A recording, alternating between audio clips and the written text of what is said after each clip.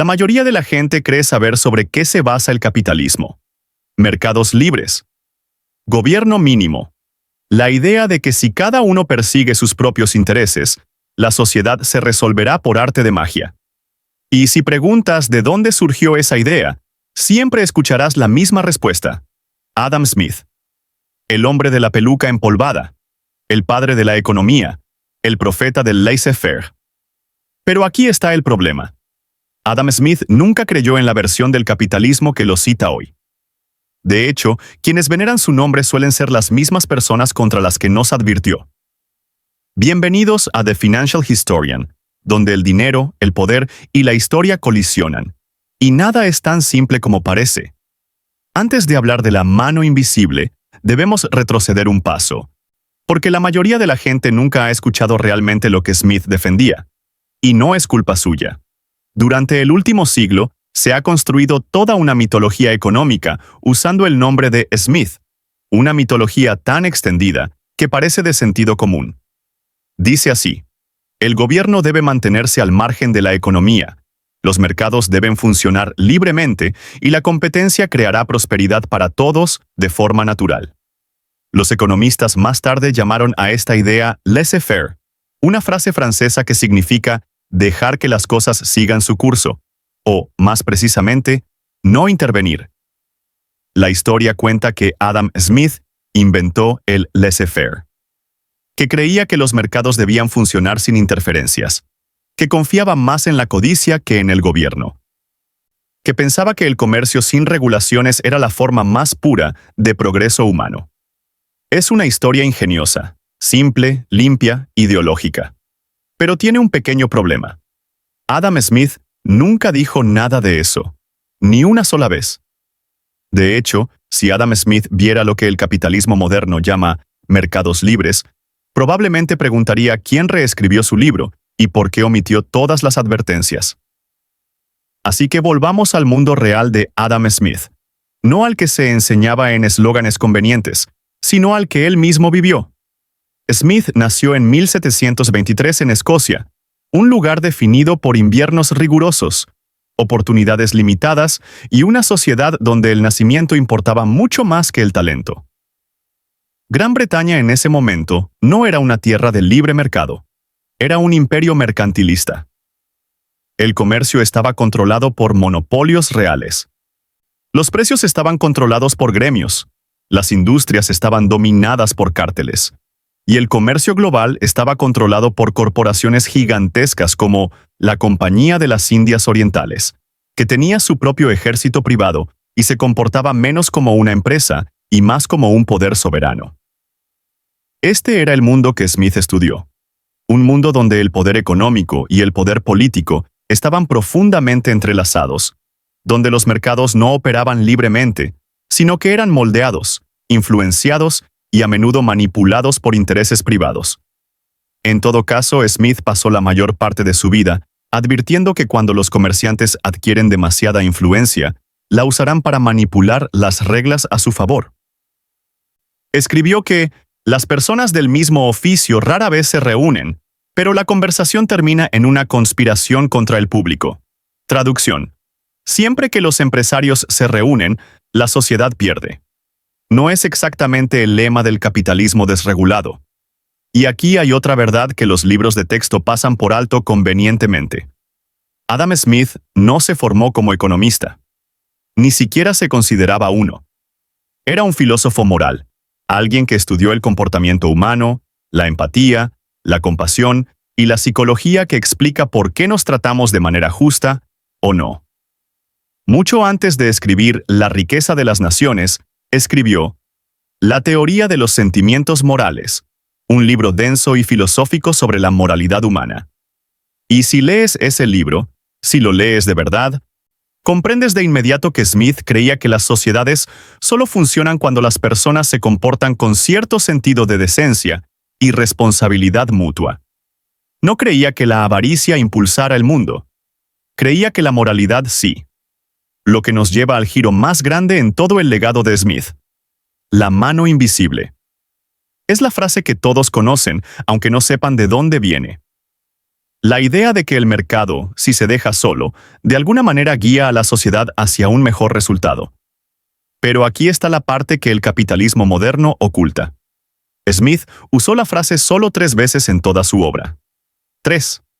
Y ninguno de esos usos describe una ley universal de los mercados.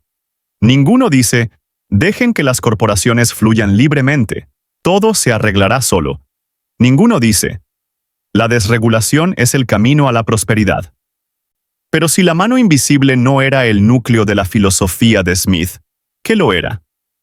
Creía que las economías solo funcionan cuando el poder está disperso y las reglas se aplican. Apoyó la intervención gubernamental en la educación, la banca, las obras públicas, los monopolios naturales, la infraestructura y la prevención de la captura corporativa. Creía en la regulación, no en una regulación absurda, y dedicó página tras página a advertir sobre el riesgo de que las corporaciones se volvieran demasiado poderosas, demasiado políticas y demasiado arraigadas. El mundo de Smith estaba dominado por la Compañía de las Indias Orientales, una corporación con un monopolio tan vasto que controlaba territorios, ejércitos y rutas comerciales. Smith lo llamó un monopolio manchado de sangre, una fuerza destructiva que distorsionaba los mercados y corrompía gobiernos. Si viviera hoy, observaría a ciertos gigantes tecnológicos modernos, conglomerados farmacéuticos e instituciones financieras, y probablemente se preguntaría, ¿nadie leyó el libro? Lo extraño y ligeramente cómico de todo esto es que Adam Smith se ha convertido en la mascota de una ideología contra la que advirtió explícitamente. Es el equivalente intelectual de una empresa que roba la identidad del hombre que la criticó. Para entender lo que Adam Smith realmente quiso decir, hay que empezar con un hecho curioso. La mano invisible apenas aparece en su obra. 3 usos. 2 en sus libros publicados y 1 en un ensayo temprano. Y ninguno de estos usos habla de que los mercados libres se arreglen a sí mismos. Ninguno describe el mercado como una fuerza autorreguladora. Ninguno puede extenderse a la idea moderna de que la codicia produce armonía social por arte de magia. En todo caso, los 3 usos muestran lo contrario. Smith creía que la mano invisible era la excepción, no la regla. Un raro momento en el que el comportamiento humano produce accidentalmente un resultado positivo. No una ley económica, sino una nota al pie sobre la imperfección humana. El primer uso aparece en La historia de la astronomía, un curioso ensayo breve que Smith escribió antes de hacerse famoso.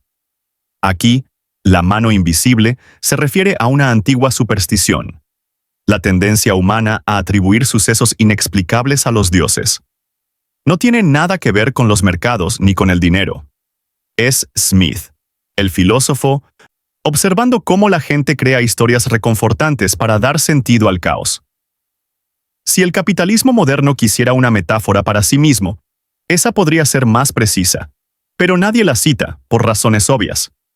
El segundo uso, el famoso, aparece en La riqueza de las naciones, pero incluso aquí, el contexto se borra convenientemente.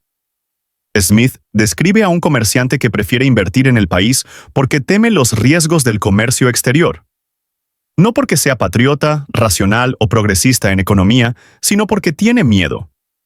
El miedo, dice Smith, lo impulsa a tomar una decisión que, sin querer, beneficia a la industria nacional. Eso es todo. No es una ley económica. No es un principio universal.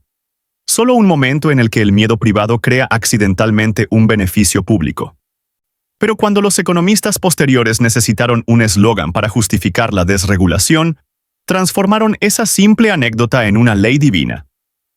Si la ironía tuviera un santo patrono, probablemente se parecería mucho a Adam Smith, viendo a la gente malinterpretar su libro. El tercer y último uso aparece en La teoría de los sentimientos morales, y este es aún más revelador. Smith se queja de que los terratenientes ricos, que viven como bestias vanidosas e insaciables, en sus palabras, acumulan recursos, pero terminan distribuyendo parte de su riqueza simplemente porque no pueden consumirla toda. No comparten por bondad, sino por limitaciones físicas. Un hombre puede poseer 10.000 acres, pero solo puede comer una vez. Así, los pobres sobreviven con las sobras. Esa es la mano invisible, en sentido moral. Los ricos alimentan accidentalmente a los pobres porque la glotonería tiene límites. No es precisamente una carta de amor a la desigualdad. Es más bien un suspiro de agotamiento moral que incluso los egoístas deben, en algún momento, soltar accidentalmente una migaja. En pocas palabras, las tres manos invisibles de Smith son la superstición, el miedo y los límites físicos de la glotonería. No es exactamente la santa trinidad de la economía neoliberal. Y, sin embargo, a lo largo del siglo XX, esa pequeña metáfora cobró vida propia. Economistas de la Escuela de Chicago, legisladores de la era Reagan, cabilderos corporativos y centros de investigación promercado elevaron la mano invisible a la categoría de doctrina. La enmarcaron como prueba de que la regulación era innecesaria, que el gobierno era inherentemente perjudicial y que los mercados, si se dejaban solos, crearían estabilidad de forma natural. La mano invisible pasó de ser una metáfora a un mandato, una herramienta no para comprender los mercados, sino para argumentar en contra de las normas. Adam Smith se convirtió en la mascota intelectual de la desregulación, a pesar de haber dedicado la mitad de su carrera a advertir que los comerciantes, si no se les controlaba, distorsionarían los mercados para enriquecerse. Esta reinterpretación no fue accidental. Fue estratégica. A medida que surgían los gigantes industriales a finales del siglo XIX y principios del XX, ferrocarriles, compañías siderúrgicas, magnates del petróleo, necesitaban una justificación filosófica para su poder. Andrew Carnegie y John D. Rockefeller no querían regulación. Querían legitimidad, así que la encontraron en una versión simplificada de Smith. Más tarde, la Guerra Fría convirtió esa versión simplificada en un arma. El capitalismo necesitaba una narrativa moral para oponerse al comunismo, y la mano invisible de Smith, despojada de todo matiz, se convirtió en esa narrativa. Se comercializó no como una observación, sino como una ley universal, una ley que beneficiaba convenientemente a quienes estaban a cargo del sistema. Sin embargo, lo que Smith realmente temía era exactamente lo que creó el siglo XX. Corporaciones tan grandes que fijaban precios, influían en las leyes y dominaban a las naciones. Advirtió que los comerciantes, si se les dejaba solos, engañarían y oprimirían al público. Advirtió que los monopolios destruirían la competencia. Argumentó que los gobiernos debían intervenir para prevenir distorsiones del mercado, proteger a los trabajadores y mantener la equidad. Pero quienes proclamaban a Smith como su defensor ignoraron esas partes. Su versión de Smith fue simplificada, depurada y despojada de filosofía moral. Se eliminaron todas las advertencias, se borraron todos los matices, se enterraron todas las verdades incómodas. Es un patrón que hemos visto a lo largo de la historia. Los grupos poderosos toman la única frase que los beneficia y dejan atrás el resto. Citan la mano invisible, pero no la parte donde Smith condena a las corporaciones. Elogian su creencia en los mercados, pero ignoran su indignación por la desigualdad. Elevan el libre mercado, pero olvidan que Smith consideraba los mercados como una creación humana, no una fuerza natural, y por lo tanto algo que requiere reglas, supervisión y límites morales. Y aquí está el giro que los legisladores modernos evitan. Smith nunca creyó que los individuos actuando en su propio interés producirían buenos resultados de forma fiable. Creía que a menudo producirían resultados terribles. El propósito de la riqueza de las naciones era revelar por qué fallan los mercados, cómo se forman los monopolios, cómo los cárteles manipulan los precios, cómo las corporaciones corrompen a los gobiernos y cómo se concentra el poder económico. La mano invisible no era la cura, era la anomalía. Pero con el paso de los siglos, la anomalía se convirtió en la marca. Si avanzamos rápidamente del mundo de Adam Smith al nuestro, la ironía es casi dolorosa. Construimos todo un sistema económico sobre una frase que Smith apenas usó. e ignoramos los cientos de páginas donde advertía sobre todo lo que enfrentamos hoy. Poder concentrado. Influencia corporativa sobre el gobierno. Mercados distorsionados no por la regulación, sino por aquellos con la riqueza suficiente para escribir las reglas. Todas las crisis del siglo pasado, desde la Gran Depresión hasta el colapso de 2008, se remontan al mismo patrón que Smith predijo. Cuando los actores más poderosos se mueven en la sombra, el mercado deja de ser un mercado. Se convierte en un escenario, y el resto de nosotros solo pagamos las entradas. Observen el panorama actual. Gigantes tecnológicos que moldean la información, monopolios minoristas que aplastan la competencia, instituciones financieras cuyos fracasos requieren rescates nacionales. Estos no son mercados libres.